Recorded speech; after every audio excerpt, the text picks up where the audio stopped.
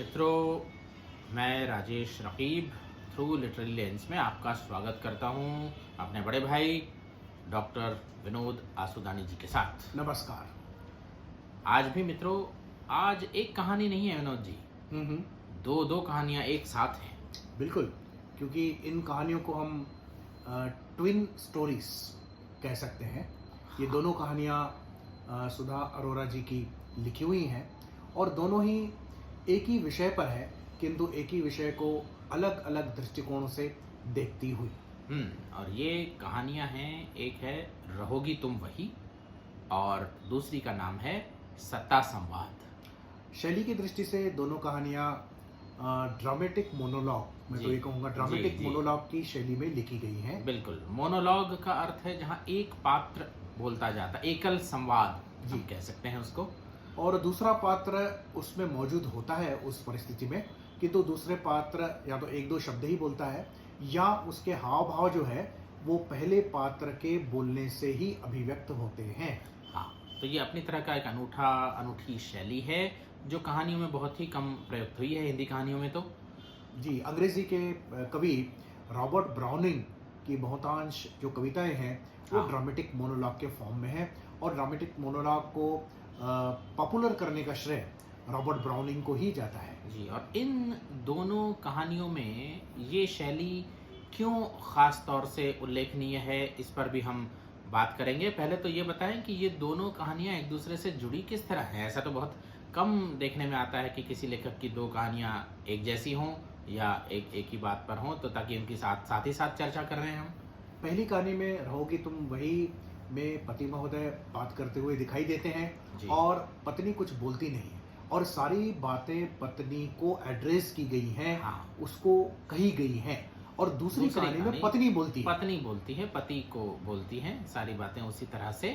तो ये marital life की कहानियां हैं विनोद जी, दोनों कहीं ना कहीं और पति पत्नी के जो संबंध है या कॉम्पेटिबिलिटी है, उसको केंद्र बिंदु में रख करके ये कहानियां लिखी गई हैं। तो फिर डायलॉग होना चाहिए। विवाह में तो दोनों पति पत्नी समान होते हैं, तो ये एकल संवाद क्यों? दोनों सम्मान होते हैं, दोनों के बीच में डायलॉग होना चाहिए। आप शब्दों पर गौर करें, होना चाहिए। होता नहीं है। बहुत बार ये होता है कि पति पत्नी के जो वैवाहिक संबंध होता है उसमें से दोनों में से कोई एक डोमिनेंट होता है।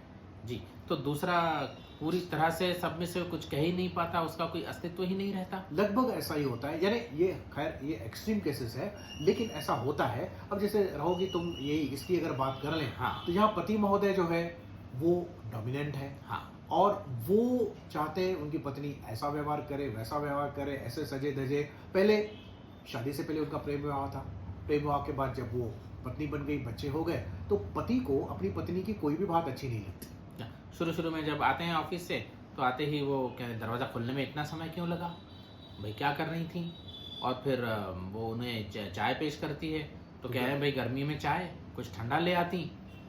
और बच्चों की हमेशा पेशाब की बदबू आती रहती है हर कपड़ों से, जहाँ देखो वहाँ कपड़े टंगे। मतलब कोई भी पहलू उनको सुरुचिपूर्ण उसका नहीं लगता है। और कहते हैं कि शादी से पहले तुम पढ़ने में रुचि लेती थी, अब किताबों की तरफ देखती तक नहीं हो। मैंने एक किताब ला करके दी, उसका पन्ना तक खोल करके तुमने नहीं लिखा, और रात के 10:30-11 बज रहे हैं, अभी भी तुम अपने बच्चों में उलझी हुई हो। तो इसका मतलब ये है कि हर बात पत्नी की उन्हें ठीक नहीं लगती। और यहाँ ये भी बात है कि पत्नी घर को कैसे चलाती है, छोटे बच्चों को कैसे उनकी देखभाल करती है। ये जो पत्नी की समस्याएं हैं उन्हें पति महोदय समझने का प्रयास भी नहीं करते। केवल वो अपनी एक अपने एंगल से सारी चीजों को परखने का, समझने का प्रयास करते हैं और उसी तरह से उसको ढालना चाहते हैं। और एक तरह से मतलब ही ट्राइज टू माउल्ड हर, ढांचे में ढालना, ऐसे ही रहो वैसे ही रहो, बाद में पढ़ो। जब पढ़ने लगती है अगली स्टेज में इस कहानी की, तो उन्हें वो भी नहीं भाता कि अब तो तुम सारा समय किताबों में और सामाजिक कार्य में दे रही हो। वॉशरूम में किताबें, बेडरूम में किताबें, बालकनी में किताबें, सभी जगह किताबें हैं। बच्चों की तरफ तुम ध्यान नहीं देते हो, बच्चों को तुम पढ़ाती नहीं, नौकरी करती हो, नौकरी के बाद जो समय बच जाता है घर का भाड़ा खर्चा करके तुम समाज सेवा करने चली जाती हो। यानी अब भी पति महोदय उनकी निंदा ही करते हैं, उनकी आलोचना ही करते हैं। अब अगर वो बदल गई हैं, अब वो सोसाइटी वुमन बन गई हैं, तो भी उनको संतोष नहीं है। मतलब पत्नी कुछ भी करे, ये एक पति की मानसिकता होती है तो वह तो उसकी आलोचना करता ही रहेगा। इस बिंदु की ओर ये कहानी इशारा करती कि है। रहोगी तो तुम वही, चाहे कितनी भी बदल जाओ, लेकिन वो जो असंतोष है पति का पत्नी के प्रति कि तुम वैसे ही रहोगी, तुम मेरी अपेक्षाओं पर कभी भी खरी नहीं उतरोगी। यानी ये पुरुष प्रधान मानसिकता की कहानी है, ऐसा मैं कह सकता हूँ। और इसके विपरीत दूसरी जो कहानी है सत्ता संवाद। अब ये शीर्षक में भी थोड़ा अंतर है विनोद जी। जी। ये सत्ता संवाद, पावर डायनामिक्स जी, की बिल्कुल। बात यहाँ हो रही है। पत्नी यहाँ कमाती है, पति कमाऊ नहीं है इस कहानी में। वो एक लेखक हैं, लिखते रहते हैं, हाँ, कविताएं कहानियां लिखते रहते हैं, घूमते रहते हैं, मित्रों के साथ अपना समय बिताते रहते हैं, घर की कोई जिम्मेदारी नहीं लेते, छोटी भी बात उनको कही जाए तो उसकी तरफ ध्यान भी नहीं देते। तो ये पत्नी अपना मोनोलॉग एकल संवाद शुरू करती हैं और इस कहानी में अलग अलग जीवन की अवस्थाएं नहीं हैं, एक ही दिन की बात है। और वो बड़ा लंबा, वो जो भी 5-10 मिनट का जो मोनोलॉग है वो शुरू करती हैं कि भाई तुम समझते ही नहीं हो घर की बातें, वही चप्पल, वही फटे पुराने कपड़े, तुम्हारा बेटा भी वही तुम पर गया है और तुम दोनों मेरी बात नहीं सुनते हो, है ना। तो इस तरह की बातें वो कहती हैं। और 20 साल पहले जाने क्या देख लिया मैंने तुम में, वही थैला लटकाए, मुझे बड़े रोमांटिक झोला लटकाए जाते थे तो बड़े रोमांटिक प्रतीत होते थे। अब भी तुम्हारी जेब से प्रेम पत्र मिलते हैं तो वे लड़कियां आएँ, देखें और तुम्हारे साथ रहना चाहें तो मेरी तरफ से खुली छूट है, रहें और देखें कि 2 ही दिन में तंग आ जाएंगी। तो इस तरह के बातें वो निरंतर करती है उससे जो है। अब ये दोनों कहानियों में जो एक कॉमन पॉइंट्स हाँ। उभर करके सामने आते हैं, हाँ। जिसको मैं फिलोसॉफिकल या साइकोलॉजिकल पॉइंट्स भी कहूँगा। एक कि संबंधों में जो सत्ता समीकरण है, the power dynamics in the relationship, जी। ये बहुत महत्वपूर्ण बात है। बहुत बार हम लोग पावर डायनामिक्स को ऐसा लगता है कि व्यक्तिगत संबंधों में नहीं होगा, लेकिन ऐसा नहीं है। ऐसा नहीं होता। Power dynamics works everywhere, even in the marital relationship. पर यहाँ तो इसका कैरिकेचर है, जैसे मैं कहूँगा विनोद जी, होता तो है पावर डायनामिक्स, पर क्या इतना एक तरफा होता है जितना इन दोनों कहानियों में किसी दिखाया किसी गया ये है? तो एक्सट्रीम है। जी। इसके बीच जी। की बहुत सारी स्थिति होती है। अब आप किसी भी कपल को देखेंगे, जी। वहाँ या तो आपको पति डोमिनेट दिखेगा थोड़ा बहुत, हाँ। या पत्नी दिखेगी। हाँ। दोनों में बिल्कुल एक अच्छा सा संवाद है, अंडरस्टैंडिंग है, हार्मनी है। This is ideal situation. वैसे कभी होती नहीं है। जी, हार मनी तो विनोद जी हार मानी, हार मानने से होती है हार मानी। तो लेकिन हार कोई नहीं माने, या एक हार मान ले, मान ले। कंप्लीटली मान ले। कंप्लीटली मान ले। हाँ। अब ख्याल करें जी। कि एक व्यक्ति यदि हार मान लेता है, हाँ। तो वो तो खेल ही खत्म हो गया फिर। खेल ही खत्म। तो यहाँ तो ऐसा ही हो रहा है लगभग, जिस जी। इन कहानियों में कैरिकेचर्ड है ये। तो ये पावर डायनामिक्स तो है, बिल्कुल है। और डोमिनेंस एक का रहता है, कई बार वो शिफ्टिंग बहुत बार नहीं होता है। नहीं power होता है बहुत dynamics। बार। वो- अब जैसे हाँ। जैसे भारत जैसे जो समाज है, हाँ। वहाँ बहुधा ऐसा होता है कि वो पुरुष पुरुष प्रधान समाज प्रधान है। है। पुरुष आर्थिक रूप से भी अधिक शक्तिशाली होता है, तो इसलिए यहाँ पर पुरुष जो है वह डोमिनेंट होता है, पावर उसी के पास होता है, और स्त्री सबमिसिव पोजीशन ले लेती है। कभी अपने आप को विक्टिम भी फील करती है, हाँ। या फिर सफोकेटेड फील करती है, डिप्रेस्ड फील करती है। यानी जब उसके पास पावर नहीं है तो उसकी अभिव्यक्ति अलग अलग तरीके से हो सकती है, वो बात एक अलग है।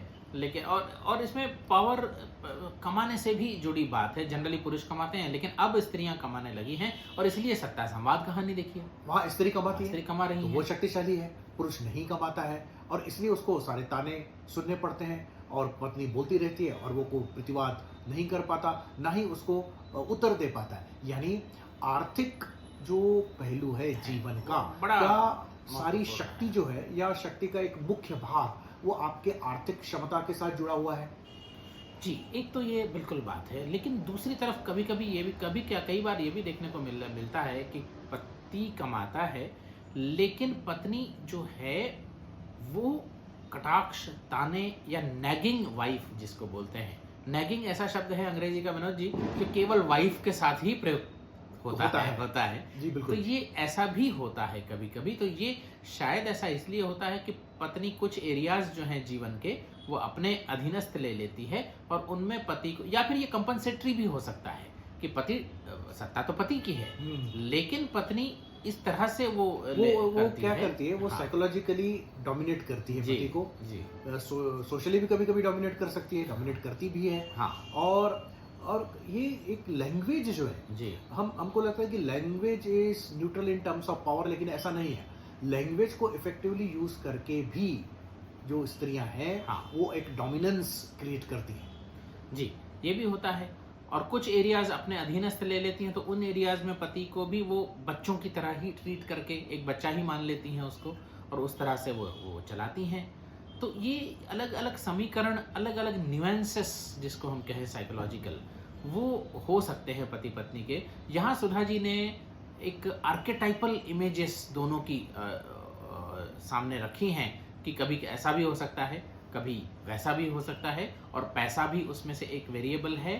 और ये विषय और भी वैसे जटिल है, इस पर और भी कहानियां या जरूर मैं अभी इसको पावर डायनामिक्स जी। का अगर मुद्दा हम छोड़ छोड़ दें दीजिए। हाँ, तो कहीं ना कहीं ऐसा नहीं लगता कि दोनों कहानियां दे show failure of compatibility in the marital relationships. बिल्कुल बिल्कुल, ये एक बहुत बड़ी बात है किसी भी विवाह में।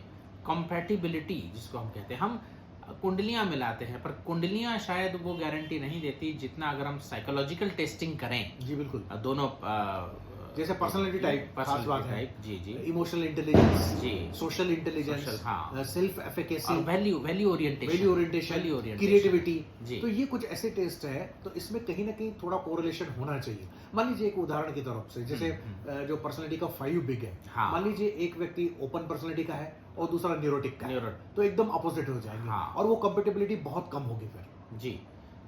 तो जहाँ एरियाज कॉम्प्लीमेंट्री हैं वो भी बताई जा सकती हैं कि ये आप पूरक होंगे एक दूसरे के, और जहाँ कन्फ्लिक्टिंग हैं वो खास तौर से बताई जानी चाहिए कि यहाँ आपका जो है वो कन्फ्लिक्ट हो सकते हैं। तो इस तरह की एक मैरिटल कंपेटिबिलिटी टेस्ट डेवलप होनी चाहिए अलग अलग एरियाज को देखते हुए, एक यूनिफाइड टेस्ट कुछ होनी चाहिए। हालांकि ये चीज़ भी 100% ऐसा नहीं कह सकते आप कि वो टेस्ट करने के बाद कोई आपके कलह नहीं होंगे, क्लेश नहीं होंगे, लेकिन फिर भी एक फेयरली गुड आइडिया सामने वाले के टेम्परामेंट और पर्सनालिटी के बारे में आ सकता है। फिर ये भी बात है कि व्यक्ति सदैव परिवर्तनशील भी हैं, तो ऐसा नहीं कि एक बार आपने जान लिया तो जान ही लिया, वो तो प्रतिपल जानने की बात है। तो कहीं ना कहीं ये कहानियाँ हमारे वैवाहिक जटिलताओं की ओर संकेत करती हैं, और वैसे भी सुधा अरोरा जी सामाजिक मुद्दों पर, विषयों पर काफ़ी उनका गहराई से लिखती हैं, काफ़ी गहरी पैठ है उनकी, और उनकी कहानियाँ पढ़ने में आती रहती हैं। तो ये दोनों कहानियाँ पढ़ें, एक साथ पढ़ें और आनंद लें इसका, और सोचने पर मजबूर करती है ये कहानियाँ। धन्यवाद। धन्यवाद।